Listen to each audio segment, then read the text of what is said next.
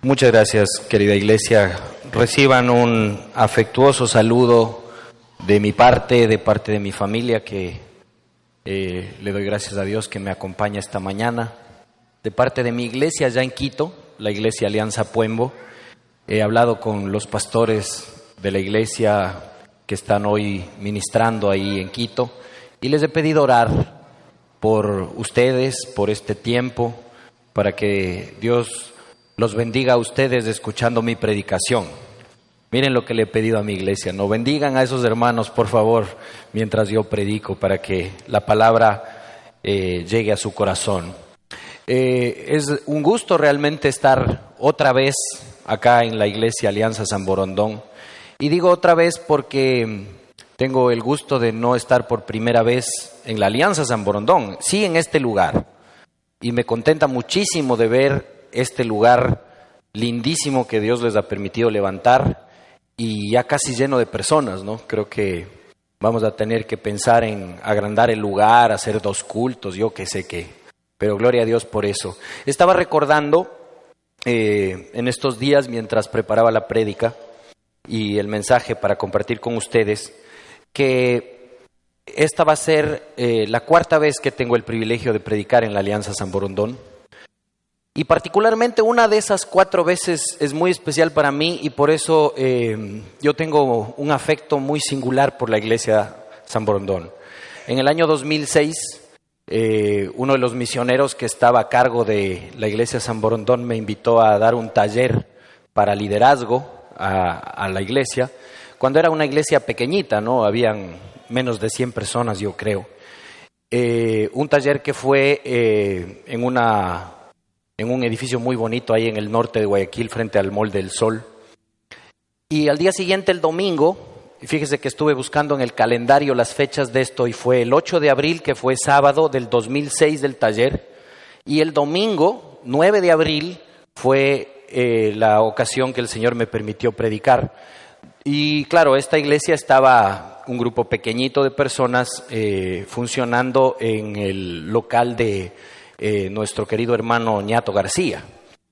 Imagínense todo el tiempo que ha pasado, ¿no? Abril del 2006, estamos hablando de 8 años. Es de especial recuerdo ese evento porque cuando yo estaba dando el taller el día sábado, en la noche llegó mi esposa con mis hijos de Quito a juntarse conmigo para pasar el fin de semana.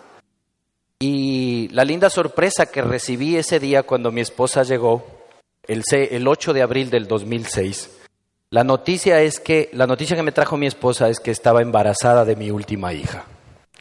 Y mi última hija está aquí sentada y tiene 8 años ya casi hoy día. Así que la sorpresa ya tiene nombre y apellido el día de hoy. Por eso guardo con especial afecto y cariño esta experiencia de estar con ustedes, porque una de las más lindas noticias de mi vida las he recibido aquí, en la iglesia Alianza San Borondón. Por eso tengo un afecto especial, un cariño muy lindo, recuerdos lindos y buenos amigos, gente que aprecio, que quiero, que respeto mucho, que son parte de ustedes. Así que esta es mi linda experiencia y el corazón que llevo por esta iglesia. El pastor Andrés me ha pedido compartir con ustedes una parte de la historia de los jueces, uno de los jueces de Israel, el famoso Jefté. Y en esta historia de la vida de Jefté y de todos los jueces en realidad se puede ver marcadamente esto de lo que yo sé que ustedes han estado hablando. Miren que yo no me he perdido los cultos de ustedes y las prédicas tampoco, porque como la tecnología hoy lo permite, he podido escuchar las prédicas de los domingos anteriores. Entonces yo ya pude ponerme a tono para saber qué no debo decir y qué sí puedo decir, ¿no es cierto? Ya estoy al día. Sé que se han predicado los temas de algunos jueces, Débora, Sansón. Sé que el tema importante del libro de Jueces, de que cada uno hacía lo que bien le parecía, ha sido expuesto con mucha claridad, incluyendo una canción que escuché, unas voces muy especiales que se cantaron aquí, ¿no es cierto? Entonces, creo que para todos es claro este esquema, mensaje que transmite el libro de los Jueces, que es que cada uno hacía en esta época, durante estos años, que duraron mucho tiempo en la historia del pueblo de Israel, donde Israel fue constantemente la gente haciendo esto. Cada uno hacía lo que bien le parecía. Ahora, vamos a ver la vida de Jefté para que a través de la vida de él, esto nos ayude a identificar que tenemos un molde que Dios establece en nosotros, que es nuestro carácter, y para que ese carácter pueda ser moldeado, tienen que pasar cosas. Esto es una de las cosas más importantes que nos muestra la vida de Jefté, y que intentaré que en el ejemplo, el testimonio de este hombre, Jefté, podamos todos reflejarnos un poquito en ese espejo y aprender un poquito de qué es lo que tiene que pasar con el carácter de las personas, para que ese carácter moldeado por Dios, moldeado por el poder y la mano de Dios, podamos todos aprender y crecer espiritualmente. Vayamos a leer el libro de los Jueces. Les voy a pedir que ubiquen en su Biblia, por favor, Jueces capítulo 11. Jueces capítulo 11. Si usted no tiene Biblia, creo que están regalando Biblia. Son generosos aquí en la iglesia, ¿no? No son regalos, son préstamos nomás. Ya me hicieron señas. Esto no aprendí que no tenía que decir, perdónenme. Es préstamo nomás. Cuando salga, vaya devolviendo la Biblia, por favor. Abra su Biblia en el capítulo 11 del libro de Jueces, y vamos a leer en ese capítulo 11 dos partes. Vamos a leer desde el versículo 1 al 11 de Jueces 11, y luego leo el versículo 29 hasta el final. Jueces 1:11, dice el texto bíblico: Jefté el Galaadita era un guerrero valiente, hijo de Galaad y de una prostituta. Galaad también tuvo hijos con su esposa, quienes cuando crecieron echaron a Jefté. No tendrás parte de la herencia de nuestra familia, le dijeron, porque eres hijo de otra mujer. Entonces Jefté huyó con sus hermanos y se fue a vivir en la región de Tob, donde se le juntaron unos hombres sin escrúpulos que salían con él a cometer fechorías. Después de algún tiempo, cuando los amonitas hicieron la guerra contra Israel, los ancianos de Galaad fueron a traer a Jefté de la tierra de Tob. Ven, le dijeron, sé nuestro jefe para que podamos luchar contra los amonitas. Jefté les contestó: ¿no eran ustedes los que me odiaban y me echaron de la casa de mi padre? ¿Por qué vienen a verme ahora cuando están en apuros? Los ancianos de Galaad le dijeron: por eso ahora venimos a verte. Ven con nosotros a luchar contra los amonitas y serás el caudillo de todos los que vivimos en Galaad. Jefté respondió: si me llevan con ustedes para luchar contra los amonitas y el Señor me los entrega, entonces de veras seré el caudillo de ustedes. El Señor es nuestro testigo, haremos lo que tú digas. Jefté fue con los ancianos de Galaad y el pueblo lo puso como su caudillo y jefe, y se retiró en Mizpah todas sus palabras en presencia del Señor. Ahora, si pueden saltar por favor al versículo 29, es la segunda parte de la lectura. Jueces 11:29 dice: entonces Jefté, poseído por el Espíritu del Señor, recorrió Galaad y Manasés, pasó por Mizpah de Galaad y desde allí avanzó contra los amonitas. Jefté le hizo un juramento solemne al Señor: si de verdaderamente entregas a los amonitas en mis manos, quien salga primero de la puerta de mi casa a recibirme cuando yo vuelva de haber vencido a los amonitas, será del Señor y lo ofreceré en holocausto. Jefté cruzó el río para luchar contra los amonitas y el Señor los entregó en sus manos. Derrotó 20 ciudades, desde Aroer hasta las inmediaciones de Minit y hasta Abel-Keramín. La derrota fue muy grande. Así los amonitas quedaron sometidos a los israelitas. Cuando Jefté volvió a su hogar en Mizpah, salió a recibirlo su hija, bailando al son de los panderos. Ella era hija única, pues Jefté no tenía otros hijos. Cuando Jefté la vio, se rasgó las vestiduras y exclamó: «Ay, hija mía, me has destrozado por completo. Eres la causa de mi desgracia. Le juré algo al Señor y no puedo retractarme». «Padre mío», replicó ella, «le has dado tu palabra al Señor. Haz conmigo conforme a tu juramento, ya que el Señor te ha vengado de tus enemigos, los amonitas». Pero concédeme esta sola petición, añadió, ya que nunca me casaré, dame un plazo de 2 meses para retirarme a las montañas y llorar allí con mis amigas. Está bien, puedes ir, le respondió él. Y les permitió irse por 2 meses. Ella y sus amigas se fueron a las montañas y lloró porque nunca se casaría. Cumplidos los 2 meses volvió a su padre y él hizo con ella conforme a su juramento. Ella era virgen. De allí se originó la costumbre israelita de que todos los años, durante 4 días, las muchachas de Israel fueran a conmemorar la muerte de la hija de Jefté de Galaad.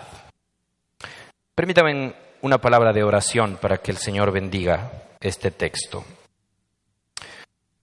Señor y Dios amado, te ruego que bendigas tu palabra, que la utilices, Señor, con el poder de tu Espíritu Santo y permitas que todos, Señor, seamos edificados en este sagrado texto que tú nos permites analizar, estudiar. Que el Espíritu Santo tuyo, Señor, pueda llevar esa semilla de tu palabra a nuestro corazón, sembrarla, hacerla crecer y luego dar fruto. Gracias, amado Señor, en el nombre de Jesús. Amén. Un poquito rápido quiero enfocarles en el contexto de la historia. Este texto de Jueces, como muchos de los pasajes del Antiguo Testamento, son muy históricos.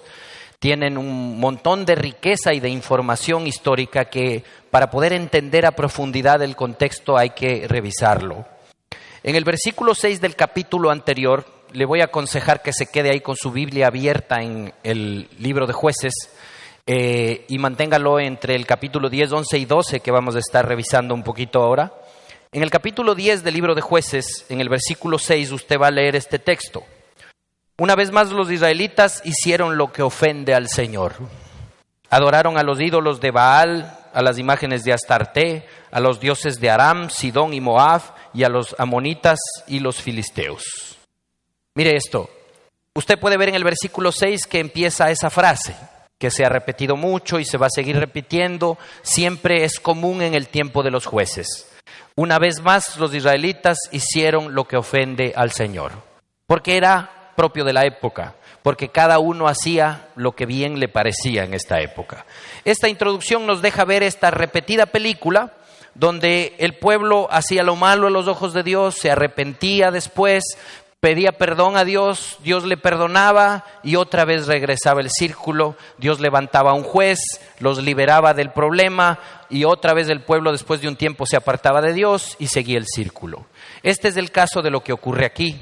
Una vez más los israelitas hicieron lo malo, ofendieron al Señor, adoraron otros dioses, una vez más. El versículo 7 dice, como los israelitas abandonaron al Señor y no les sirvieron más, Él se enfureció contra ellos, los vendió a los filisteos y a los amonitas. Mire esta frase interesante que menciona el texto ahí. Dice, Él se enfureció contra ellos. Menos mal que usted y yo y los israelitas en esa época tenemos un Dios misericordioso, ¿no? Porque fíjese que aunque dice ahí que Él se enfureció, de haber Dios actuado como un ser humano actuaría normalmente y Dios se enfureciera como nosotros, los israelitas hubieran concluido su historia aquí, en este momento. Es interesante el término se enfureció en hebreo, en el texto original en el que esto se escribió, porque el término hebreo enfureció se traduciría como la nariz ardiendo. La nariz ardiendo. ¿Usted ha visto un toro de lidia de esos bravísimos que suele haber? No sé si acá en la costa no es muy popular el tema de las corridas de toros, ¿verdad? ¿Usted ha visto en los dibujos animados cuando dibujan un toro furioso? Y le dibujan así como un humo que le sale de la nariz al toro, ¿no? Es porque esto es lo que significa la palabra original hebrea enfureció. Es como que la nariz está ardiendo y le sale humo de la nariz. A veces a uno le parece eso, ¿no es cierto? Cuando le hacen tener iras los hijos, a uno parece que le sale humo de la nariz, ¿no es cierto? Se enfurece uno, se pone rojo de lo que parece que se quema por dentro, ¿verdad? Esto es exactamente lo que pasaba acá. Había este pueblo tentado tanto a Dios, Porque usted sabe que no era la primera vez que este pueblo hacía esto. Y Dios estaba enfurecido. Si hay una imagen, este es un antropomorfismo, se llama, bíblico, es decir, es traer una imagen humana, una imagen visible y comprensible para el hombre y ponerla en la perspectiva de Dios para entender nosotros a Dios que es espiritual. Entendemos y nos podemos imaginar a Dios así, rojo, enfurecido, con la nariz saliéndole humo a Dios de las iras de lo que este pueblo había sido capaz de hacer, adorar a otros dioses. Mire que 18 años duró el tiempo de la esclavitud de Israel como consecuencia de esto que pasó. Porque dice el texto ahí que Dios se enfureció tanto que entregó a los israelitas, a los filisteos y a los amonitas para que fueran esclavos de ellos. 18 años tomó la esclavitud producto de esto que habían hecho los israelitas. En el versículo 11 al 13, después de que los israelitas se dan cuenta de su pecado y van a pedir perdón a Dios, Dios les responde. Fíjese esta respuesta de Dios. Esta es una respuesta de Dios que nadie quiere oír. Ni usted, ni yo, ni nadie quiere oír. Versículo 11 al 13 del capítulo 10 dice: el Señor respondió: cuando los egipcios, los amorreos, los amonitas, los filisteos, los sidonios, los amalecitas y los madianitas los oprimieron a ustedes, clamaron a mí para que los ayudara. ¿Acaso no los libré de su dominio? Pero ustedes me han abandonado y me han servido y han servido a otros dioses. Escucha esto. Por lo tanto, no los volveré a salvar. Vayan y clamen a los dioses que han escogido, que ellos los libren de su tiempo de angustia. Mire esa respuesta de Dios. Usted se imagina a Dios diciendo, usted de rodillas clamando: Señor, perdóname, Señor, me arrepiento. Y Dios diciendo: porque hiciste esto, el otro, así, asado, no te voy a salvar. Es más, por andar atrás de esos dioses, anda, pídeles perdón a esos dioses, que ellos te salven. Fíjese esa respuesta de Dios. Esto a cualquier ser humano lo pondría a temblar, lo aterraría, porque esa no es una respuesta que los seres humanos solemos esperar de Dios. Pero tal era la furia que había provocado este hombre en Dios, este pueblo a Dios, que Dios estaba absolutamente cansado. Parecería, no es así por supuesto, pero parecería que la paciencia infinita de Dios se había terminado. Parecería que la misericordia de Dios se había agotado por completo. Parecería, no es así por supuesto. Pero es impresionante darnos cuenta el nivel al que este pueblo había llegado de enfurecer a Dios de semejante manera. Los israelitas contestaron, versículos 15 y 16. Le contestaron al Señor: hemos pecado, haz con nosotros lo que mejor te parezca, pero te rogamos que nos salves en este día. Entonces se deshicieron de los dioses extranjeros que habían entre ellos y sirvieron al Señor. Y mire esto: y el Señor no pudo soportar más el sufrimiento de Israel. Aquí aparece de nuevo ese Dios que conocemos. El Dios que usted y yo conocemos y que por supuesto Israel conoce. Ese Dios que tiene un corazón de amor que parece un flan, ¿no es cierto? Que apenas el pueblo, fíjese lo que hace el pueblo, se arrepiente, reconoce, dice que desecha los dioses que tenían, se deshicieron de los dioses extranjeros que habían entre ellos y se acercaron a servir al Señor. Dice, el Señor no pudo soportar el sufrimiento de Israel. Menos mal que esta es una realidad para todos nosotros, ¿verdad? Menos mal que Dios es lleno de misericordia, es infinitamente misericordioso. Esa misericordia que dice la misma Biblia que se renueva cada mañana. Y aquí nos muestra a Dios cómo es Él.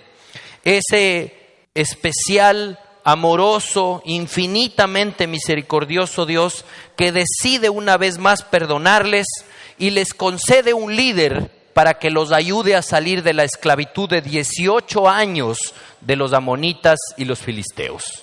Y ese hombre era Jefté.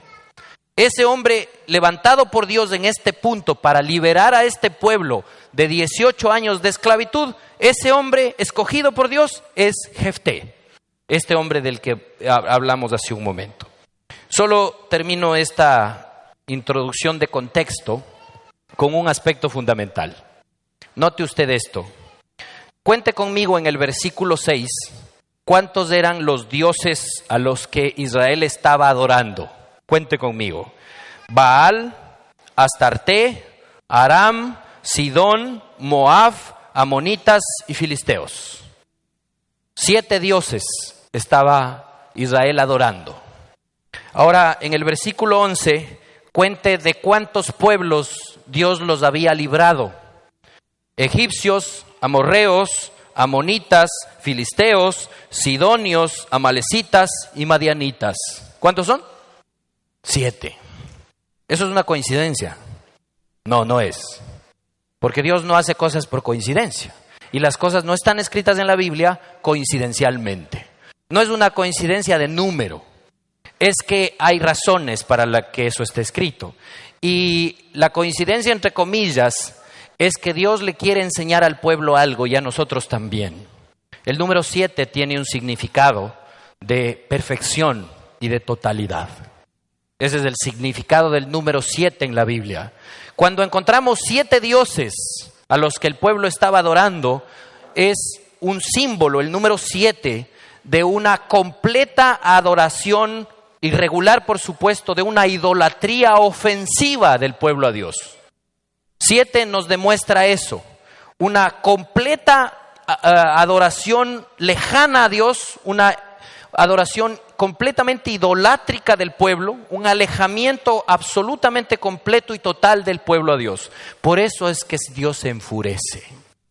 Y se enfurece porque Dios les muestra al pueblo con el otro número 7 que Él los ha liberado completamente tantas cuantas veces han necesitado ser libres de quienes ellos se habían esclavizado. Esto es importante entender. Dios, querida iglesia, nunca hace las cosas a medias. ¿Sí se da cuenta de eso?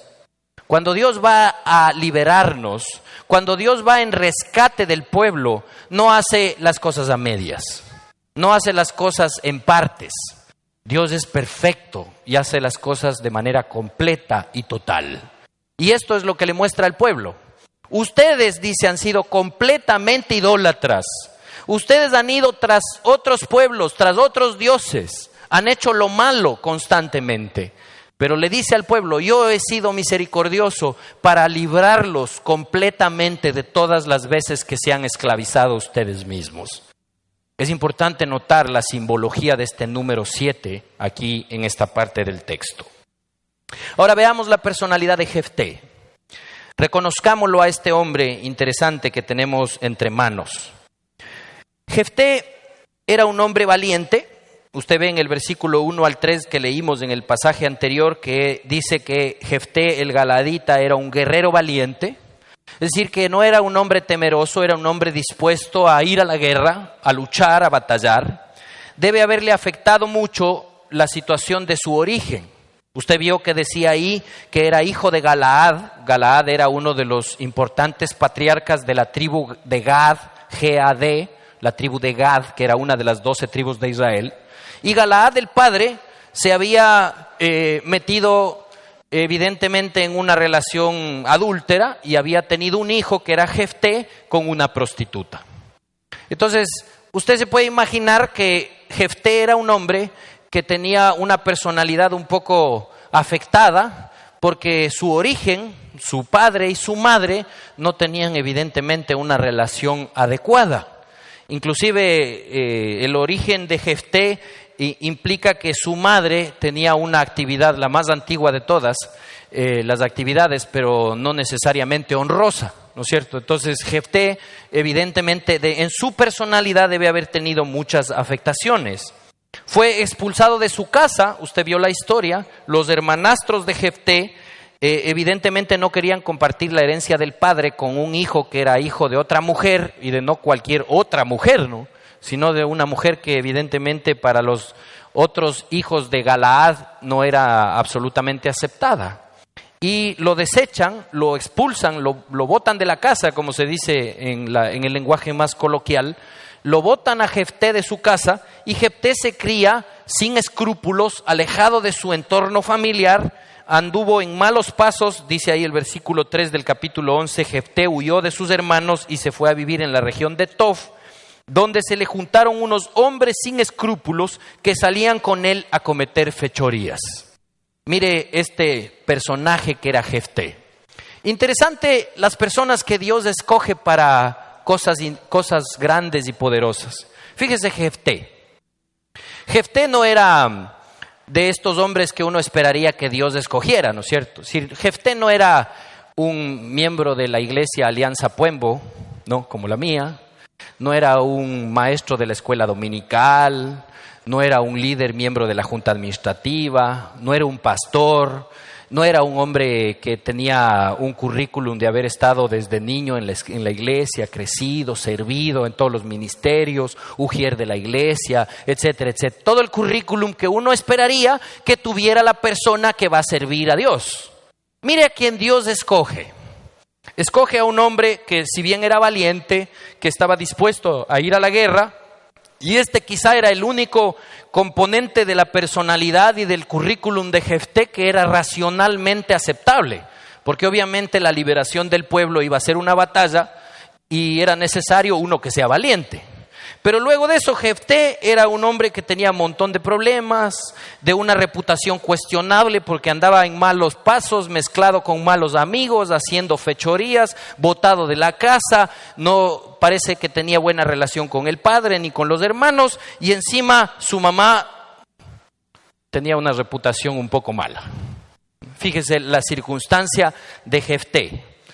No era necesariamente el mejor personaje al que uno esperaría en la reflexión humana que Dios debía considerar y usar para un propósito tal.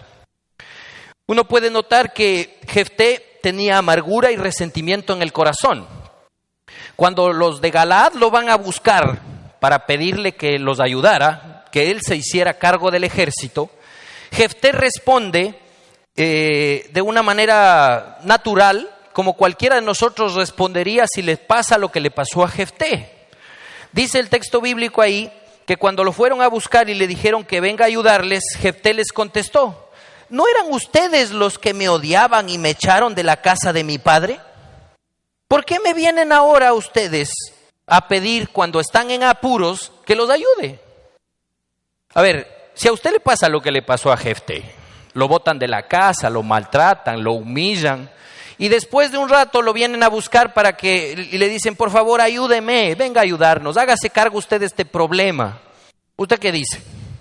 ¿Cuántos dicen lo mismo que Jefté? A ver, levante la mano el que dice lo mismo que Jefté. Vea, sí ha habido unos cuantos Jeftés aquí que están dispuestos a decir: si yo reconozco que esto me pasaría. Pues por supuesto, porque a cualquier ser humano que lo maltratan de esa manera y luego le vienen a pedir ayuda, y no vaya a pensar que usted es poco espiritual si no se siente así o si es que se siente así, pero esta es una reacción natural de un ser humano que se siente lastimado, afectado, deshonrado y todo lo demás, y luego le vienen a pedir ayuda. Y Jefté dice eso: ¿cómo así ustedes, ahora que se ven en apuros, me vienen a pedir ayuda? Es una reacción natural, pero esta reacción natural nos deja ver que el corazón de Jefté estaba resentido, amargado, dolido. Tenía dolor en su corazón del recuerdo de lo que pasó, que lo echaron de su casa. Habrá dicho él en su reflexión: por echarme de mi casa he tenido que sufrir lo que he sufrido. He tenido que meterme con esta gente y hacer las cosas que he hecho. Además, Jefté parece ser medio latinoamericano y ecuatoriano, ¿no? Porque usted sabe que los latinoamericanos y los ecuatorianos siempre le buscamos a quién le echamos la culpa, ¿no? ¿No es cierto? ¿Sí o no? Eso aquí no pasa, seguro. Nosotros en Puembo tenemos ese problema. Le andamos echando la culpa a la gente, ¿no es cierto? Y siempre todo el mundo tiene la culpa, así como Jefté habrá dicho: por mis hermanastros estos que me botaron de la casa, por mi mamá que se metió con mi papá, por mi papá que no tenía que meterse con mi mamá y todo lo demás, y etcétera. Y los malos amigos con los que ando haciendo estas cosas que ando haciendo. Pero Jefté, seguramente él pensaba que él no tenía la culpa, que la culpa tenían todos menos él, ¿no es cierto? ¿Usted se identifica con eso? No levante la mano, nadie levante la mano. Porque esto es común también, ¿no es cierto? Porque resentidos, dolidos, afectados, también solemos reaccionar de esta manera. ¿Quién es el culpable? Cualquiera es culpable, menos yo, ¿no es cierto? Esta era la circunstancia de Jefté. Después, por último, dice el texto bíblico, y lo vemos en la historia, que Jefté era un hombre inteligente, muy inteligente. Hay algunos comentaristas bíblicos que dicen que Jefté, revisando a todos los personajes de la Biblia, Jefté parece ser uno de los hombres más inteligentes que en la historia bíblica se pueden ubicar, identificar. Intentó evitar la batalla con los amonitas. Usted lee el texto, lo puede hacer en casa, leerlo más despacio. Usted se va a dar cuenta que Jefté envió 2 veces embajadores a hablar con el rey amonita para intentar convencerlo al rey de no entrar en guerra. El rey amonita no le hizo caso y después hubo una batalla. Pero él intentó 2 veces, inteligentemente Jefté, evitar la guerra porque sabía que la guerra no es buena, ¿no es cierto? Y todos sabemos que la guerra no es buena. Jefté sabía que eso iba a tener un costo alto, intentó evitarlo, era un hombre inteligente. Era profundamente conocedor de la historia de Israel. Si usted lee esos versículos, y hágalo en casa, yo ahora no puedo profundizar en esto por el tiempo, pero Jefté, cuando manda los representantes, los embajadores a hablar con el rey amonita, hace todo un recuento histórico, y usted compare lo que dice Jefté en ese texto con el capítulo 20 del libro de Números. Se va a dar cuenta que Jefté casi que relata de memoria el capítulo 20 del libro de Números. Eso implica que Jefté era un hombre formado, conocedor de las Escrituras, era plenamente informado de la historia del pueblo, sabía lo que había pasado en todo ese proceso, esos años que el pueblo salió de Egipto hasta llegar a la tierra prometida. Jefté no era un tipo ignorante, sabía perfectamente lo que había ocurrido con detalle. Y se lo dice al rey amonita, porque el rey amonita estaba peleando por una tierra que los ancestros de él eran poseedores. Pero Jefté le recuerda la historia. Le dice: nosotros no nos apoderamos de esto porque nos dio la gana. Fue culpa de tus antepasados. Lea la historia. Jefté era un tipo informado, sabía. Ahora, el problema que tenía Jefté era que era un tipo impulsivo, ligero en manejar su vida espiritual. Vamos a ver ahora por qué. Él hace un pacto con Dios, de esos pactos que hay que pensarlos bien a la hora de intentar hacerlos con Dios. Hay que decir que Dios, y lo dice una canción, es un Dios de pactos. La Biblia lo reconoce. Dios se ha pasado haciendo pactos con la humanidad y a Dios le gustan los pactos. El problema es que cuando nos vamos a meter en un pacto con Dios, no podemos ser ligeros espiritualmente y tenemos que ser conscientes de los compromisos que hacemos con un Dios inmutable. Porque esto es importante. Cuando usted hace un compromiso con Dios que es inmutable, que no cambia nunca, ese compromiso Dios lo va a respetar hasta el final. Y nosotros tendríamos que ser conscientes de que desde nuestro lado también tendríamos que hacer lo mismo. Respetar sin ninguna alteración el pacto, el compromiso que hemos hecho con Dios. Jefté, ligero espiritualmente como era, apresurado, se mete a hacer un pacto con Dios y fíjese lo que dice el versículo. Versículo 30 del capítulo 11 del libro de Jueces. Jefté le hizo un juramento solemne al Señor. Escuche esto. Jefté le hizo un juramento solemne al Señor. Si verdaderamente entregas a los amonitas en mis manos, versículo 31, quien salga primero de la puerta de mi casa a recibirme, cuando yo vuelva de haber vencido a los amonitas, será del Señor y lo ofreceré en holocausto. Fíjese lo que dice Jefté. Jefté ha de haber pensado: yo tengo un perrito bien bonito, pues cuando llegue a mi casa ha de salir el perro, ¿no? Y ahí lo entrego en holocausto al Señor. ¿Qué se va a imaginar Jefté? Que no iba a salir a recibirlo el perro. Porque a uno lo sale a recibir el perro, ¿no? Yo tengo ese gusto en mi casa con mi esposa. Llegamos y tenemos un boxer de este vuelo que nos sale a recibir. Y mueve la cola feliz de la vida, ¿no? ¿A usted le pasa eso en su casa? A veces los hijos no salen a recibirlo a uno, ¿no? Ni mueven la cola tampoco, ¿no es cierto? Pero Jefté habrá pensado, seguro que llego y sale el perro. Y entonces lo entregó en holocausto. ¿Qué se iba a imaginar Jefté? Que quien iba a salir iba a ser su hija. Fíjese eso, grave. Y esta es una circunstancia no casual, porque las cosas en la Biblia y el control que tiene de Dios de esto no es casual, no es accidental, no ocurre porque sí. Aquí hay un trasfondo espiritual donde Dios tiene control y en esto nos deja lecciones. En esto Dios nos enseña. Escuche lo que voy a decir. En esto Dios pule nuestro carácter. En estas cosas que no son coincidenciales, sino intencionales, es donde Dios obra para pulir nuestro carácter. Esto es lo que pasa con Jefté. Jefté tenía estos problemas, estas falencias. Este hombre que evidentemente a la percepción humana no cumplía el currículum que nosotros esperaríamos que tenía que tener un hombre que iba a servir a Dios y usado por Dios, Dios tenía que pulirlo. Esto es lo que sucede. No mide Jefté las consecuencias de un compromiso con Dios. Entendamos estas lecciones, iglesia amada. Entendamos que si vamos a hacer pactos con Dios, hagámoslos, porque a Dios le gusta. Dios se goza de hacer compromisos, Él con nosotros y nosotros con Él. Pero midamos la responsabilidad que eso conlleva. Seamos responsables y cuidadosos. No seamos ligeros con los pactos, los compromisos, las responsabilidades y las obligaciones que vamos a tener con Dios. Porque Dios va a respetar su parte, siempre lo va a hacer. Pero esperará que nosotros hagamos lo mismo desde nuestro lado. Así que tengamos cuidado, pensemos, meditemos bien, oremos al Señor para que su mismo Espíritu nos dé sabiduría para hacer lo que es correcto. Ahora veamos las consecuencias de todo esto. Veamos las consecuencias de un carácter deformado de Jefté. Veamos lo que ocurre con una persona que tiene todas estas falencias en su carácter. Déjeme explicarle algo importante primero. El carácter es un componente de la personalidad de todos los seres humanos. Mire, le explico. Todos tenemos una personalidad, todos. Y la personalidad de cada uno de nosotros es como nuestra huella digital.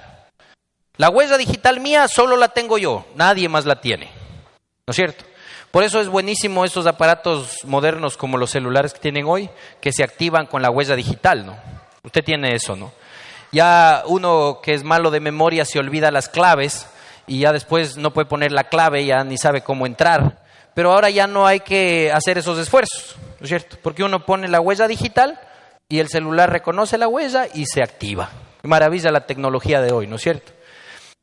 Ahora, ¿qué es lo que indica esta huella digital? Es mi personalidad, es mi individualidad. No hay otro con este dedo, ¿no es cierto?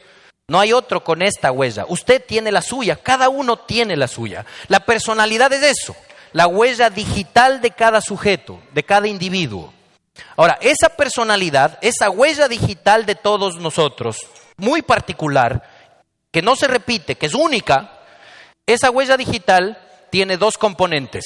La personalidad de un sujeto tiene dos componentes, temperamento y carácter.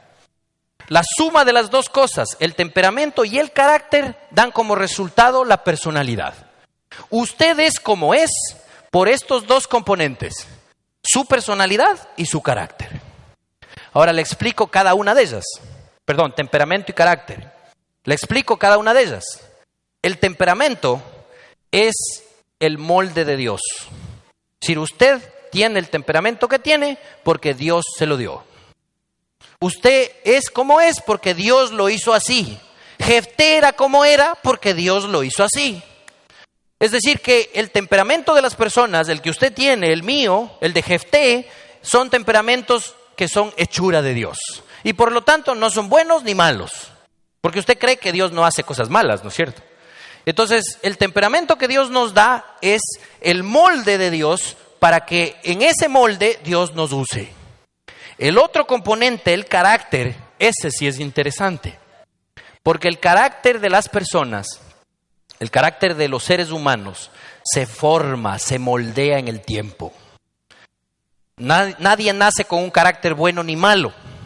Nacemos como una pizarra en blanco. Ese es el carácter, una pizarra en blanco cuando nacemos. Y esa pizarra se va llenando, se va escribiendo en el tiempo. Las circunstancias, las situaciones que vivimos, las experiencias buenas, malas, etcétera, etcétera, van haciendo nuestro carácter. Mire lo que era Jefté.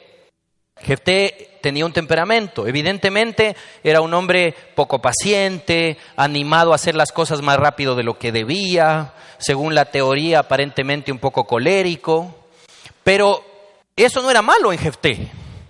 El problema es que los antecedentes, el contexto, el entorno que le tocó vivir, hijo de un hombre que no lo reconocía aparentemente, su madre prostituta, todos los problemas que tuvo Jefté con sus hermanos, se mezcló con malas amistades y etcétera, la lista que ya hemos dado, hizo de Jefté un hombre con un carácter afectado, con un carácter dañado. Fíjese, la parte que Dios quiere componer en usted, en mí, en todos los seres humanos, es el carácter. Ahí es donde Dios quiere trabajar. Eso es lo que Dios quiere moldear, el carácter. Ahora, escuche una cosa que voy a repetir de nuevo para que quede claro. El carácter es algo que Dios quiere moldear. Dios. No el esposo a la esposa, ni la esposa al esposo, por si acaso. No los padres a los hijos y los hijos a los padres. Es el responsable de moldear el carácter de las personas es Dios, no los demás, no otras personas. Los demás podemos colaborar con Dios, eso sí podemos hacer, pero el responsable y el único capaz, además, de moldear el carácter de las personas es Dios. Ahora, ¿sabe lo que tiene que hacer Dios muchas veces para moldear el carácter? Un teólogo decía: el carácter de las personas se moldea al crisol de las pruebas, en las dificultades, en las crisis, en el sufrimiento. En el sufrimiento, iglesia. En las tribulaciones, si quiere usar un término más bíblico, más espiritual, más tradicional. En los momentos duros y difíciles de la vida. Escucha lo que va a decir. En las consecuencias de nuestros errores. Ahí se moldea el carácter. Ahí el carácter se va puliendo. El carácter se va moldeando, se va haciendo. Decía una linda ilustración que estaba un orfebre trabajando con oro. Y usted sabe lo que hay que hacer con el oro para que el oro se purifique, ¿no? Hay que meterlo en fuego ardiente. Entonces estaba él trabajando con un lingote de oro y lo purificaba metiéndolo en una llama ardiente que lo ponía al rojo vivo al lingote ese de oro. Y el lingote giraba, ¿no? Porque los lingotes en el proceso de purificación están girando en el fuego ardiente. Y entonces estaba trabajando el orfebre y pasa un hombre por ahí cerca y le dice: oiga, disculpe, ¿le puedo hacer una pregunta? ¿Cómo sabe usted cuándo es el momento de retirar ese oro del fuego? Porque si lo deja mucho tiempo, se va a echar a perder. El orfebre dice: sí, es verdad. El oro no puede estar ahí demasiado tiempo. Si lo dejo más de la cuenta, se daña, se echa a perder. Tengo que mantenerlo el tiempo justo. Cuando yo creo que es necesario retirarlo, en el tiempo justo lo retiro para que no se dañe. Le pregunta el hombre: bueno, me parece muy bien, muy sensato, pero dígame cuándo es el momento. ¿Cómo usted sabe? El orfebre le responde: mire, cuando el oro está girando a fuego ardiente, yo estoy acercándome a mirarme en él. Cuando yo me miro en él como en un espejo, cuando mi imagen se refleja en él, es el momento justo de sacarlo. Si lo dejo más, se hace agua y se echa a perder. Tengo que estar pendiente de acercarme y mirarme. Si me veo como en un espejo, lo retiro y sale perfecto. Este es el proceso, querida iglesia. Este es el proceso en el que Dios trabaja con nosotros. A veces nos tiene que meter en fuego ardiente para pulir nuestro carácter, para moldearnos, como el alfarero que está moldeando lo que él quiere hacer con sus propias manos. ese proceso de purificación, de calentamiento a fuego ardiente, de moldeado con las manos de Dios, suele ser incómodo, suele doler, suele ser complicado, gravoso. Por supuesto que sí. Pero sabe, tenga dos garantías. La una, que Dios está pendiente del proceso. Él está atento. Sus ojos están mirando el proceso. ¿Sabe cuándo nos va a sacar de ahí? Cuando pueda mirarse en nosotros. Cuando Él se acerque y nos vea y nosotros seamos un espejo de Jesús. Ese es el momento justo de sacarnos del fuego. ¿Se acuerda que la Biblia dice en Corintios que nadie va a ser tentado más de lo que pueda soportar? Y conforme a la tentación y la prueba, Él nos va a dar la salida. Porque así es Dios. Él está pendiente como el orfebre. En el momento en el que Él se da cuenta que su imagen se refleja en nosotros, sabe que estamos moldeados a su imagen y semejanza. Y es el momento de retirarnos. Eso es lo que hace Dios. Por eso dice la Biblia que el proceso de moldearnos, de ajustar nuestro carácter, tiene una imagen, tiene un esquema, que es la imagen de Jesucristo.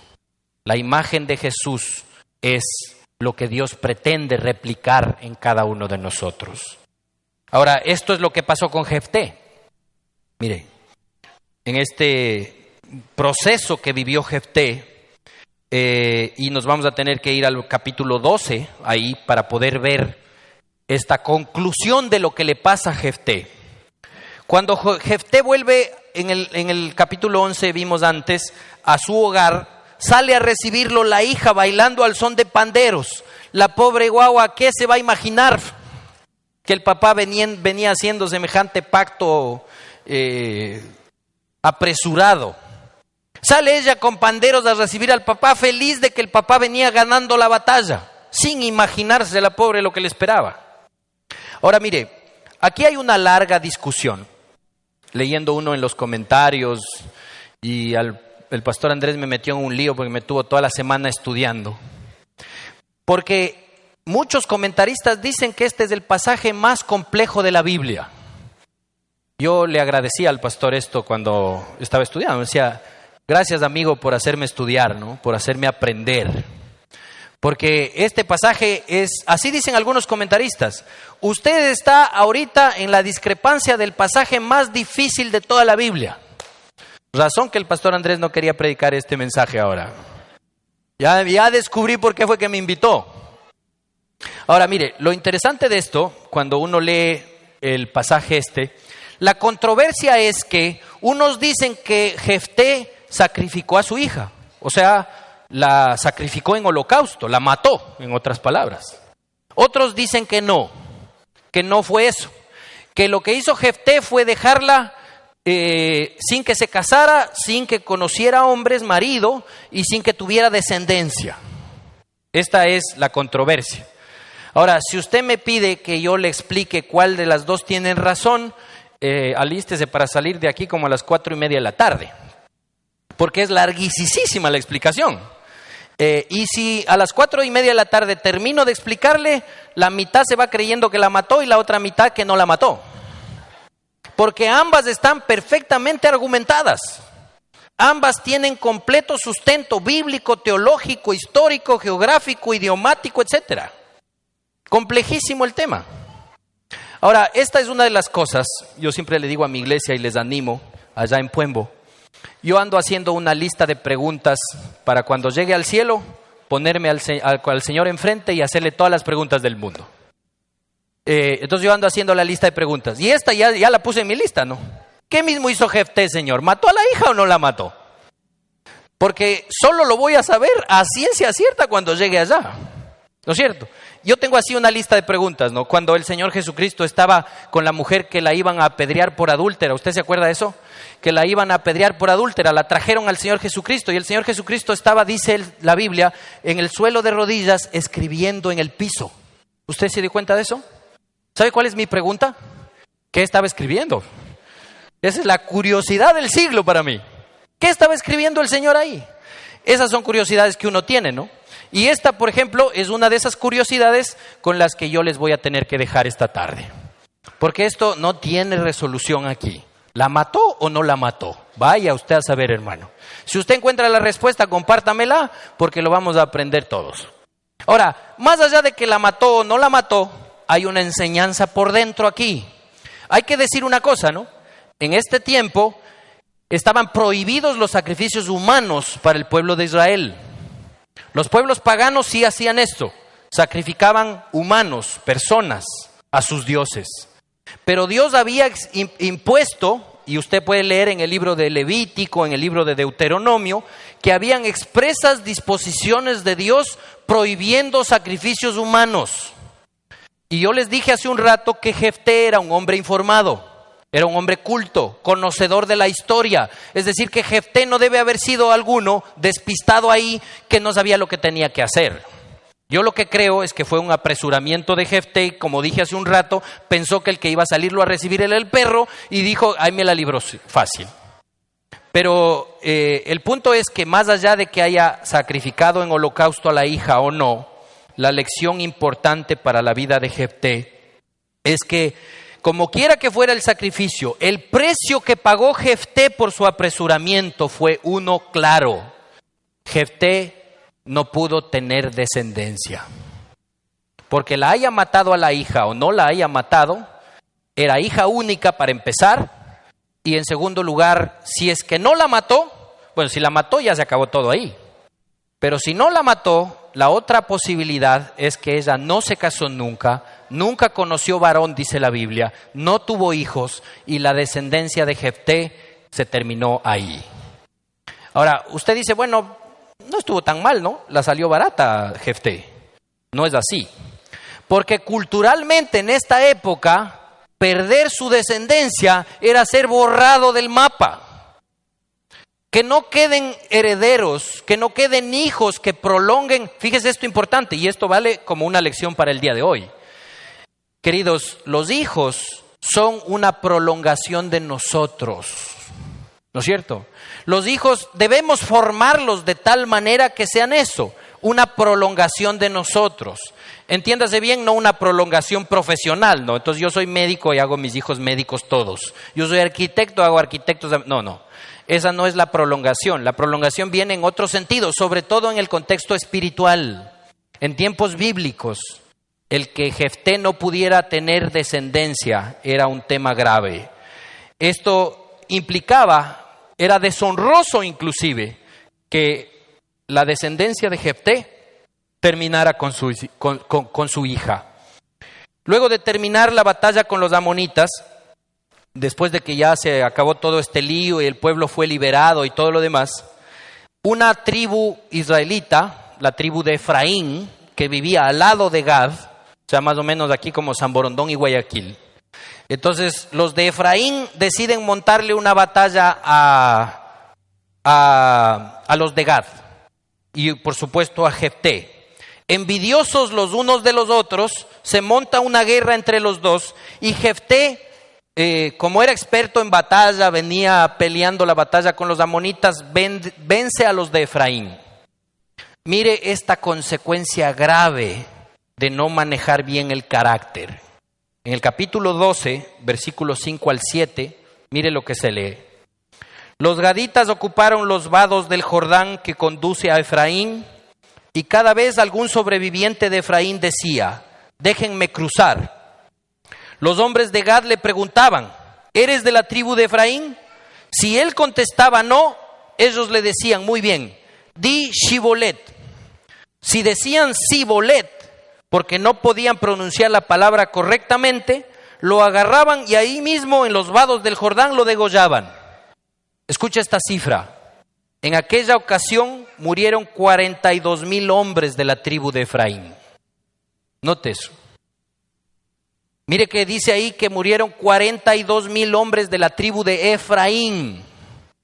O sea que este hombre, Jefté, y sus ejércitos mataron 42,000 israelitas. No mataron a los ajenos, aquí ya no mataron al enemigo, mataron a los propios. Mataron a los de su propio pueblo. Note lo grave que fue y la consecuencia y el extremo al que llegó después Jefté, ya desubicado completamente.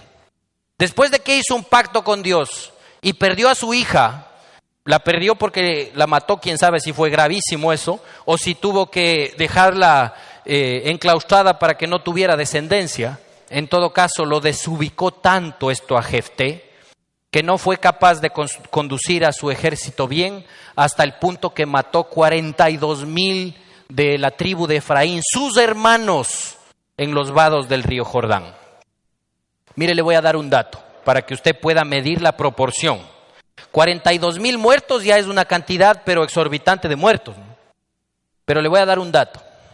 En el libro del Éxodo, cuando se termina la posesión de la tierra prometida y el pueblo toma posesión, cada tribu de su territorio, hay un censo. Lea el libro del Éxodo. En el censo dice que los que eran de la tribu de Efraín, que era la tribu más pequeña, eran 45,000 hombres. Escuche eso. 45,000 hombres. Para este entonces, claro, ya se había incrementado seguramente la población, porque ya pasaron varios años después de que se posesionaron.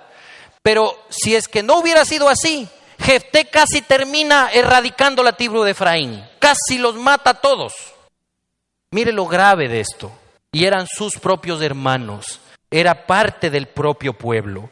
Evidentemente Jefté quedó afectado, quedó desubicado por completo. Su carácter estaba aún más dañado que antes. La batalla con la tribu de Efraín fue una matanza sin nombre. Murieron 42,000 personas inocentes. Un carácter deformado, marcado por la envidia, por el propio interés, lo llevaron a Jefté y al pueblo a un trágico final. Un final lamentable. Dice la Biblia, por último, en el versículo 7, que Jefté gobernó a Israel durante 6 años. Cuando murió, escuche esto, Jefté el Gadita lo fue sepultado en su pueblo de Galaad. No se conoce dónde vivió, dónde murió, dónde fue sepultado. No tuvo hijos, no tuvo nietos que animaran sus años de vejez. No quedó descendencia para que perpetúe el nombre de Jefté. Jefté vivió solo y murió completamente solo. Mire el resultado de un carácter deformado, de un carácter que no estaba pulido y ajustado por la mano de Dios. Es una cosa grave y seria. Por eso, querida iglesia, y aquí vamos a tener que cerrar esto haciendo nosotros un compromiso delante de Dios. Pero vamos a hacer un compromiso racional, ¿no? No voy a decirle, Señor, cuando llegue a mi casa, el que salga a recibirme, yo voy a hacer no sé qué, no voy a decir semejante barbaridad. Vamos a hacerlo adecuada y racionalmente, porque ¿sabe lo que tendríamos que disponernos a hacer? No a librar una batalla con nadie, no a querer conquistar a nadie. ¿Sabe cuál es la más importante batalla y la más grande de las conquistas? Nuestro corazón. Esto es importante, iglesia. Entonces, el compromiso que vamos a tener que hacer con el Señor, con nuestro Dios, es que Él nos ayude a conquistar nuestro propio corazón. Esa es la más importante y la más difícil, por cierto, de todas las batallas que hay que librar. Vamos a pedirle a Dios que nos ayude a que este carácter, el que es parte de su personalidad, pueda ser moldeado por Él. Vamos a pedirle en oración a Dios que nos ayude a moldear nuestro carácter. Eventualmente habrá que pasar por fuego. Eventualmente habrá que vivir un proceso de purificación, de sanidad, de restauración. Eventualmente nos va a doler, iglesia. Pero ¿sabe? Necesitamos todos un carácter moldeado. Un carácter moldeado a la imagen de Jesús. Un carácter que refleje, que proyecte la imagen de Jesucristo. Porque usted ya se da cuenta, y la vida de Jefté nos puede mostrar lo grave, lo peligroso, lo crítico que puede significar un carácter no moldeado, un carácter no pulido, un carácter no trabajado por la mano de Dios. Lo importante va a ser no resistirnos, no evitar que Dios nos moldee, que Dios trabaje en nosotros, que Dios nos pula. Porque esto es lo que suele pasar, ¿verdad? Como duele, como incomoda, como suele ser un poco no muy agradable el proceso, muchas veces queremos soler evitarlo. Queremos pasarnos por el atajo. Queremos saltarnos estos procesos de pulimento de Dios. Pero queridos, si lo hacemos, si no nos disponemos, si no buscamos de Dios ayuda para que Él trabaje en nosotros, Él nos moldee a su manera, con sabiduría, con gracia y misericordia, queridos, podemos nosotros, en lugar de ser de bendición, traer muchos problemas, causar una catástrofe en nuestra vida, lastimar mucho a las personas y a las que más amamos en particular. Fíjese lo que hizo Jefté. A quien lastimó, a quien hirió, a quien terminó perjudicando, fue a su propia hija, su única hija, su única heredera. No cometamos el error nosotros también de, por no dejarnos moldear, por no promover en nuestra vida y no disponernos a que Dios haga este trabajo, terminemos hiriendo, lastimando y afectando, y en particular a las personas más amadas, más cercanas y que no tienen la culpa. Hagamos este compromiso con Dios de esta mañana de dejarnos moldear por Él, de dejarnos pulir por su mano amorosa, misericordiosa y llena de amor y gracia para con nosotros. Hagamos entonces una oración en esos términos. Señor y Padre, te ruego que esta mañana utilices tu palabra, Dios, para hablar al corazón de cada uno de los que estamos aquí. Gracias, Señor, por lo que a través del texto bíblico podemos aprovechar. Gracias por lo que tus enseñanzas traen a nuestra vida, Dios. Gracias por mostrarnos la vida de un hombre al que tú escogiste y que por desgracia, lamentablemente, no se dispuso, no se dejó moldear por ti. Seguramente quisiste hacerlo, amado Dios. Seguramente quisiste tomar la vida de Jefté y como lo usaste para liberar al pueblo, seguramente tenías la intención de moldear su vida para hacer con él y de él una obra maravillosa. Queremos pedirte, Dios, que eso es lo que hagas con nosotros. Oro, Padre, por cada uno de los que estamos aquí esta mañana, por cada una de las personas que hemos venido, ávidos de escucharte, necesitando enseñanza, alimento de tu palabra. Te pido, Dios, que cada uno de los que estamos aquí, con honestidad de corazón, con transparencia delante de ti, nos demos cuenta de que necesitamos que tú pulas nuestro carácter, que tú obres en la vida de cada uno, que tú, Señor, hagas una transformación, una limpieza, una purificación de nuestro carácter. Gracias, Padre, por el temperamento que nos has dado a cada uno. Somos hechura de tus manos, dice la palabra. Nadie, Señor, viene a esta tierra sino por voluntad tuya. Te pertenecemos, nuestra vida te pertenece, nuestro cuerpo, nuestra alma, nuestro espíritu son tuyos, Señor. Por eso, en humildad, con reconocimiento de corazón, con sencillez, con disposición, te pedimos, Padre, que tú moldees nuestro carácter. Eventualmente entendemos que vendrán dificultades, habrán pruebas tal vez. Vendrán momentos complicados y difíciles, Dios, pero somos conscientes de que el proceso de trabajo tuyo, Padre, para pulir nuestro carácter es mucho mejor que cualquier comodidad, que cualquier cosa que escojamos nosotros humanamente. Lo mejor será, Padre, lo que tú puedas hacer. Perdónanos, Dios, si es que hasta ahora nos hemos resistido a esto. Oro, Padre, porque el corazón de todos los que estamos aquí se ablande, se disponga para el trabajo que solo tú puedes hacer en la vida de cada persona. Bendice esta preciosa iglesia, Dios. Bendice a sus pastores, su liderazgo, a las personas que se congregan aquí. Trabaja, Señor, con todos para que tu obra sea aún mayor de la que ya es. Para que aquí, Señor, se convierta esta iglesia y sus miembros, las personas que se congregan, en cristianos, hombres y mujeres tuyas, Padre, que sean de influencia y de impacto a esta zona de nuestra preciosa patria, el Ecuador. Gracias, amado Dios. Oramos con gratitud, Señor, en el nombre de Jesús. Amén. No se vaya.